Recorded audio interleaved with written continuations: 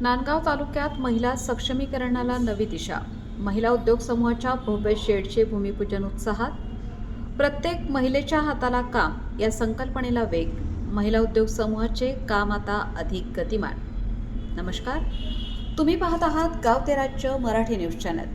नाशिक जिल्ह्यातील नांदगाव तालुक्यात महिला सक्षमीकरणाच्या दिशेने महत्त्वाचे पाऊल उचलण्यात आले आहे. कार्यसम्राट आमदार सुहासअण्णा कांदे यांच्या मार्गदर्शनाखाली आणि समाजसेविका अंजुमताई कांदे यांच्या संकल्पनेतून सुरू असलेल्या महिला उद्योग समूह प्रकल्पाला आता अधिक गती मिळाली आहे. या महत्त्वाकांक्षी उपक्रमांतर्गत उभारण्यात येणाऱ्या भव्य शेडच्या कामांचे भूमिपूजन समाजसेविका अंजुमताई कांदे यांच्या हस्ते उत्साहात संपन्न झाले.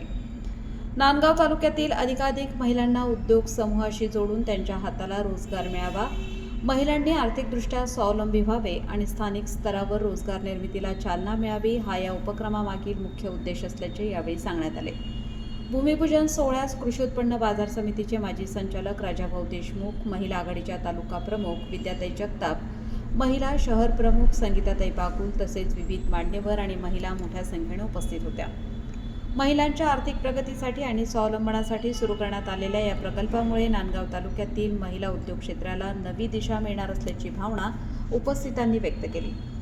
गाव ते राज्य मराठी न्यूज नांदगाव.